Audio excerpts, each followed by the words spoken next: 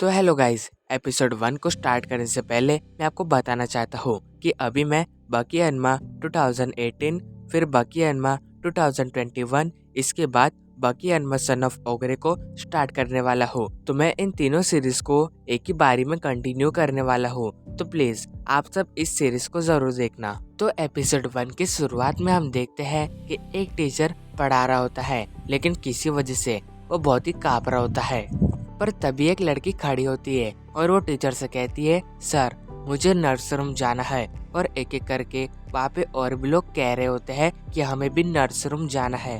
तो सर ये देख के कहता है, जिन्हें भी नर्स रूम जाना है वो अपने हाथों को ऊपर कर लीजिए। ये सुन के वहाँ पे जितने भी लोग होते हैं वो सब अपने हाथ को ऊपर कर लेते हैं, लेकिन एक शख्स को छोड़ के, और वो होता है बाकी हनमा, जो कि अपने सीट के ऊपर सो रहा होता है। फिर इसके बाद से शिफ्ट होता है और हम बाकी को कुछ लड़कों के साथ देखते हैं। वो लड़के बाकी को कह रहे होते हैं, ओए तू ही बाकी है ना, तू क्या हमारे साथ लड़ना चाहता है? लेकिन जैसे ही बाकी उन लोगों को देखता है तो वो लोग थर थर कांपने लगते हैं, क्योंकि वो लोग समझ चुके होते हैं ये कोई आम लड़का नहीं है, ये बहुत ही ज्यादा ताकतवर है। तो वही उनमें का एक पर्सन कहता है, बॉस मुझे लगता है कि हमें इसके साथ नहीं लड़ना चाहिए। तो ये सुन के उसका बॉस कहता है, मुझे भी ऐसे ही लग रहा है, तो बाकी तुम यहाँ से जा सकते हो। इसके बाद बाकी वहाँ से जाने लगता है, लेकिन तभी वो रुक जाता है और उन लोगों से कहता है, सुनो तुम लोग,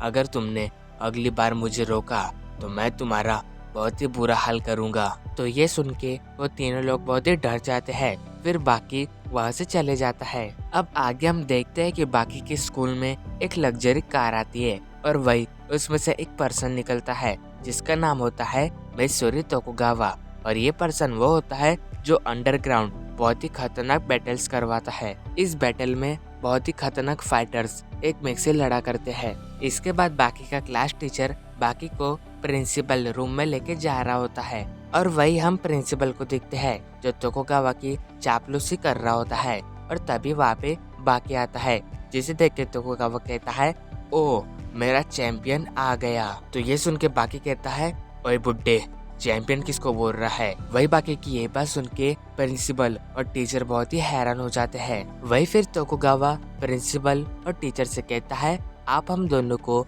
अकेला छोड़ सकते हो? जिसके बाद वो दोनों चले जाते हैं। तो तोकुगावा बाकी से कहता है, बाकी तुम्हारे चेहरे पे इतने सारे घाव कैसे लग गए? तो बाकी कहता है, ये तो मुझे लड़ाई करते हुए लग गए, लेकिन मुझे ये तो पता है कि तुम मेरा यहाँ पे हालचाल पूछने को नहीं आए हो। इसके बाद तोकुगावा बाकी के सामने एक डब्बा रखता है और उससे कहता है, ये नाइट्रोग्लिसरीन है और अभी ये क्रिस्टल में बना हुआ है, लेकिन हमने इसे जमाने की कई सारी कोशिश की। हमने इसे -डिग्री टेम्परेचर में भी रखा, लेकिन ये नहीं जमा। लेकिन कुछ समय पहले जब एक शिप टोक्यो के अंदर आ रही थी तो वो एक बहुत ही खतरनाक तूफान के अंदर से गुजरी थी और वही उसके अंदर नाइट्रोग्लिसरीन रखा हुआ था। फिर वो शिप जब अपने प्लेस पे पहुंची तो वहाँ के कुछ मजदूरों ने इस नाइट्रोग्लिसरीन के बॉक्स को खोला। तो जैसे ही उन्होंने नाइट्रोग्लिसरीन को जमा हुआ देखा तो वो बहुत ही हैरान हो गए। तो अब तुम समझ ही चुके होंगे ये कितना कीमती है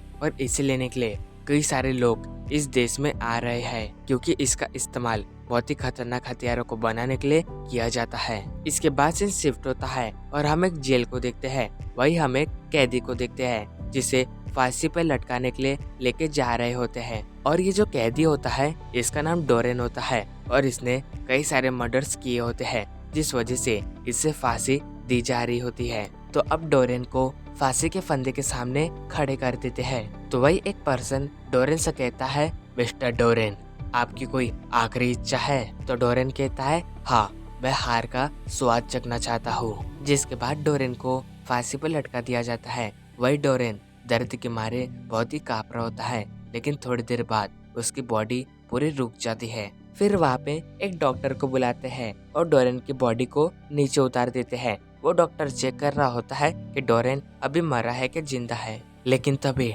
डोरेन बहुत ही जोर से चिल्लाता है और वही वो डॉक्टर और पुलिस वाले बहुत ही डर जाते हैं। जिसके बाद डोरेन एक ही झटके में वापस सारे लोगों को खत्म कर देता है। इसके बाद वो दो पुलिस वालों के सामने जाता है और उन्हें अपने एक ही पैर से खत्म कर देता है।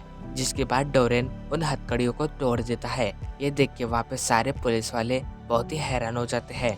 तो वही डोरेन कहता है, तो अभी अलविदा कहने का समय आ चुका है। फिर इसके बाद उस रूम में एक पुलिस वाला जाता है, लेकिन वो वहाँ का सीन देख के बहुत ही डर जाता है, क्योंकि डोरेन ने वहाँ पे सारे पुलिस वालों को मार दिया होता है और दीवार पे टोक्यो लिखा होता है।